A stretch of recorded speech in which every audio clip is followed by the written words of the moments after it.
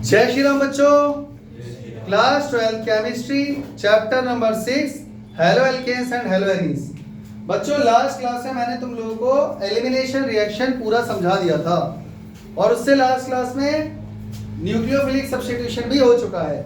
अब हमारा जो पार्ट बचा है वो है रिएक्शंस विद मेटल।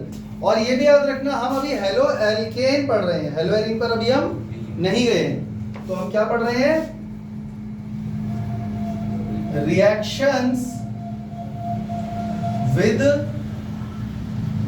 मेटल्स, यानी आज हम पढ़ने जा रहे हैं मेटल्स के साथ होने वाले रिएक्शन। करें शुरू?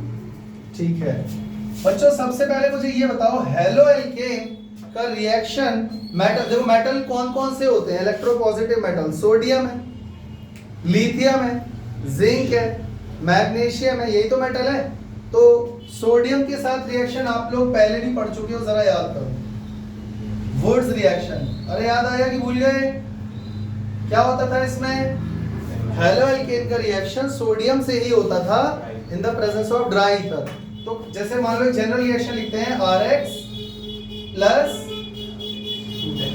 2RX plus 2Na will become RR plus 2NaX। सही है गलत? और एरो के ऊपर आ जाएगा ड्राई ईथर। जिसको नहीं, जैसे तो 11 में समझा रखा है मैंने, समझा दिया है। और जिसको नहीं समझ में आ रहा है उसके लिए और रिएक्शन लिखते हैं। और जैसे मान लो 2 टाइम्स ऑफ CH3Cl है प्लस 2Na, क्या बन जाएगा बच्चों इन the presence of dry ether? क्या बनेगा जल्दी बोलो? C2H6 plus 2Na। क्लियर हो गया? जिसको अभी भी समझ में नहीं आया फिर से देखो, CH3Cl का होल ट्वाइस है, तो मतलब CH3Cl प्लस CH3Cl, दो हो गए। और साथ में हमने क्या लिया हुआ है? 2Na। तो हम जानते हैं Na के साथ कौन जाएगा? Cl। तो इन the presence of dry ether क्या बनेगा? चेक करो, जब Na के साथ 2 Cl निकल जाएंगे तो ये दो मिथाइल ग्रुप जुड़कर क्या बनेगा? C2H6 plus 2NaCl। तो ये था हमारे पास क्लोरो मीथेन और बना क्या? इथेन। समझ में आ गया?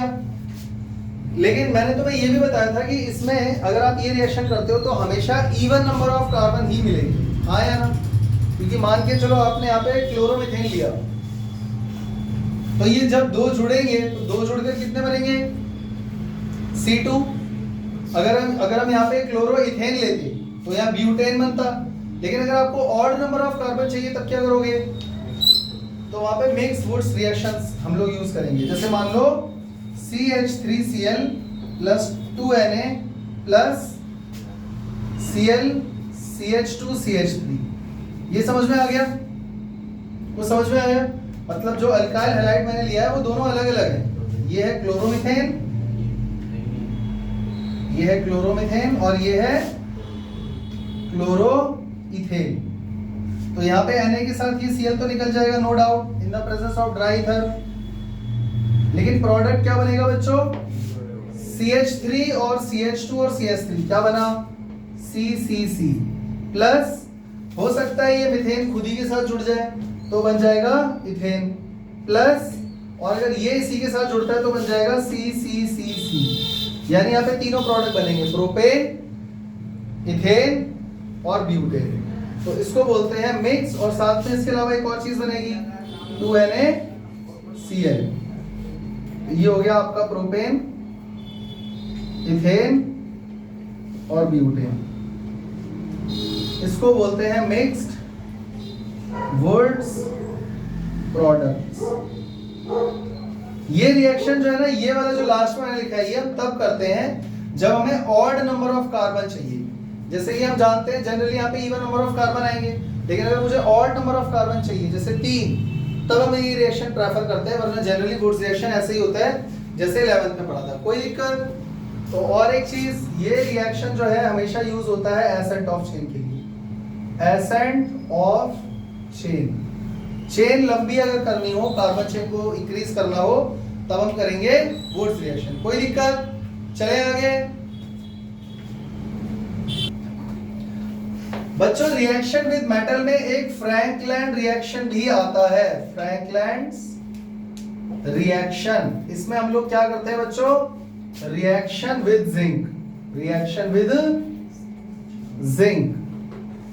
देखो बच्चों जैसे सेम वही है, जैसे मान लीजिए आपने RX लिया 2RX, यहाँ पर आपको 2 मोल नहीं डालने पड़ेंगे जिंक के, सिर्फ एक से काम चल जाएगा, क्योंकि जिंक की वैलेंसी है 2, ZnSO4 ZnCl2, तो यहाँ से Zn 2x लेकर चला जाएगा। और ये रिएक्शन भी होगा ड्राई ईथर के प्रेजेंस में। मेटल के साथ जब भी रिएक्शन होगा, ये बात रट लो, ड्राई ईथर के ही प्रेजेंस में होगा। समझ गए? क्योंकि जब आप इसका मैकेनिज्म डेप्थ में जाके देखोगे ना, हालांकि जरूरत नहीं है, तो उस मैकेनिज्म में ड्राई ईथर क्या करता है, कुछ स्टेप्स में रिएक्शन को बैकवर्ड होने से रोकने की कोशिश करता है। समझ गए? क्या बनेगा? RR plus ZnH2। समझ में आ गया? एक एग्जांपल लिख दो इसका, जैसे मान लो CH3Cl है, 2 मोल लिए इसके मैंने, और जिंक के साथ रिएक्शन कराया इन the presence of dry ether. क्या बन जाएगा? CH3 बन जाएगा C2H6 प्लस ZnCl2। आ गया समझ में? एक और C2H5Br plus Zn plus Br C2H5 in the presence of dry ether. क्या बनेगा बता दो? क्या बनेगा? ZnBr2 प्लस ब्यूटेन, तो C4H10 बन गया ब्यूटेन प्लस ZnBr2। समझ में आ गया? क्या ये रिएक्शन भी सेम पिछले वाले की तरह नहीं है? बस खाली यहाँ पर जिंक लगा दिया तो बन गया फ्रैंकलैंड रिएक्शन, वहां सोडियम था तो हमने उसको नाम दे दिया वुड्स रिएक्शन। समझ गए? यानी ये भी एसेंट ऑफ चेन में यूज होगा, ये भी यूज होगा एसेंट ऑफ चेन में ही। समझ में आ गया? इसके अलावा एक रिएक्शन और होता है लिथियम मेटल के साथ, पर वो देखो एनसीईआरटी में तो है नहीं, इसलिए हम वो नहीं पढ़ने जा रहे, बेकार में तुम्हारा काम मैं बढ़ाना नहीं चाहता हूँ, वरना लिथियम मेटल के साथ भी रिएक्शन होता है। चले आगे। अब हम लोग पढ़ने जा रहे हैं बच्चों रिएक्शन विद मैग्नीशियम, जिसके अंदर आएगा ग्रिग्नार्ड रिएजेंट।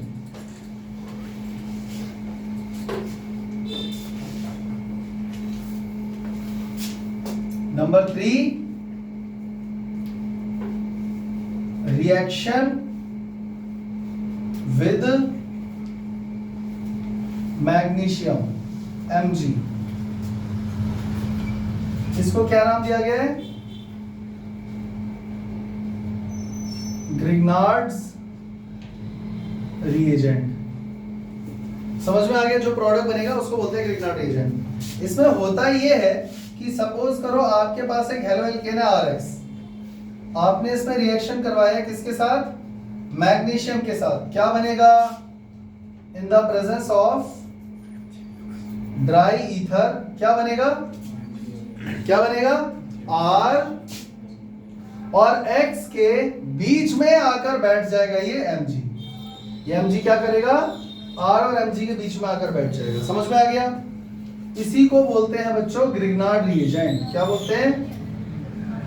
Grignard's reagent. और ये बहुत ही इंपॉर्टेंट रिएजेंट है, कोई भी ऐसा ऑर्गेनिक का चैप्टर नहीं है जिसमें ग्रिग्नार्ड रिएजेंट यूज ना हो रहा हो। हर चैप्टर में तुम्हें ये देखने को मिलेगा। क्लियर हो गया? इसको बोलते हैं अल्काइल मैग्नीशियम हैलाइड। एक एग्जांपल लेते हैं, जैसे मान लो CH3Cl था, हमने इसका रिएक्शन मैग्नीशियम से करवाया इन the presence of dry ether. क्या बनेगा?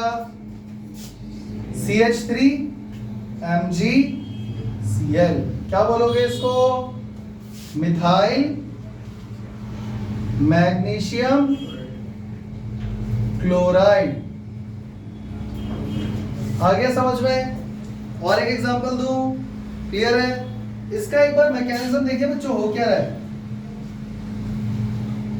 इसका मैकेनिज्म देखते हैं बच्चों। स्टेप नंबर 1 में होता ये है कि ये जो मैग्नीशियम है ना, मैग्नीशियम ये एक इलेक्ट्रॉन लूज कर देता है, तो इसका इलेक्ट्रॉनिक कॉन्फ़िगरेशन था 282, ये बन गया Mg।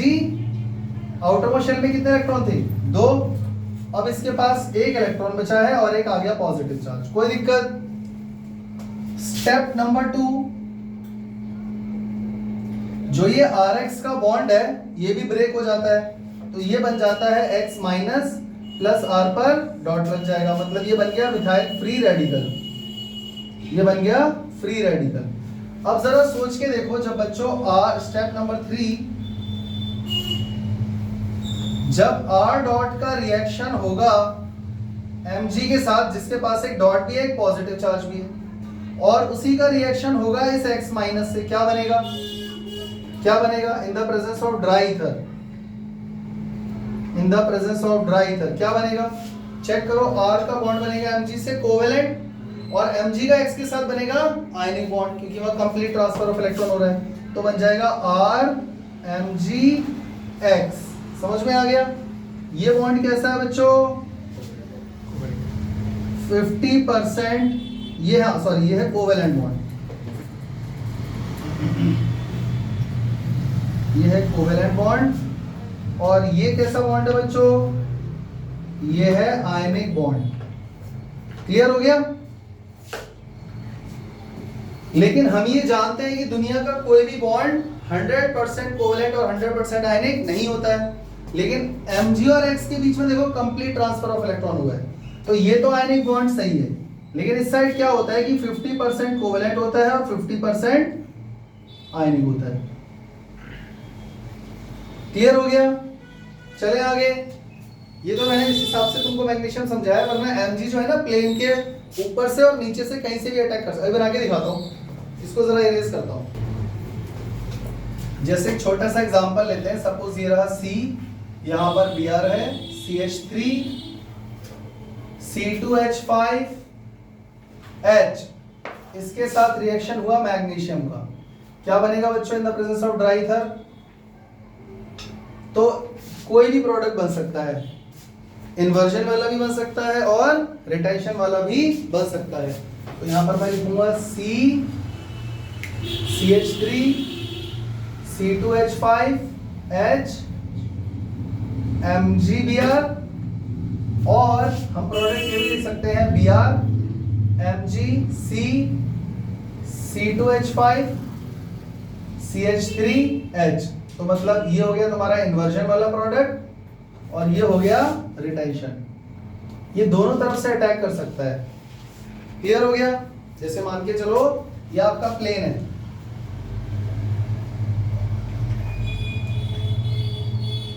तो कार्बन के साथ एक हाइड्रोजन है उसी प्लेन पर, एक C2H5 है उसी प्लेन पर, और एक CH3 है उसी प्लेन पर। तो इसका जो इलेक्ट्रॉन क्लाउड है उसमें ये Mg(X)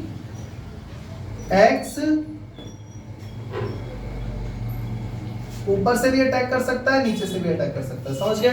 तो ये जो दोनों के दोनों प्रोडक्ट बने हैं, क्या ये रेसमिक मिक्सचर नहीं बनेगा?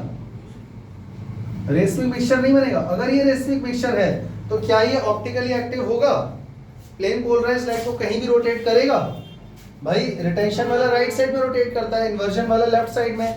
अब चेक करो, दोनों ही 50% बने, 50% रिटेंशन 50% इन्वर्जन, तभी तो रेसमिक मिक्सचर बना है। तो रेसमिक मिक्सचर का मतलब यही होता है 50% रिटेंशन 50% इन्वर्जन। तो अब ये ऑप्टिकली एक्टिव नहीं रहा, तो जो प्रोडक्ट है वो कैसा है बच्चों? ऑप्टिकली इनएक्टिव प्रोडक्ट, मतलब can not rotate, do not rotate plane polarized light. समझ में आ गया? कोई दिक्कत? चले आगे। तो बच्चों इसी के साथ हमारा आज रिएक्शन विद मेटल खत्म होता है। नेक्स्ट क्लास से हम लोग हेलो एरीन स्टार्ट करने वाले हैं, उसके प्रिपरेशन, उसके केमिकल रिएक्शन, फिजिकल प्रॉपर्टीज और फिर पॉलीहेलोजन कंपाउंड्स। ठीक है, मिलते हैं नेक्स्ट क्लास में, तब तक के लिए जय हिंद, जय श्री राम। जय श्री राम।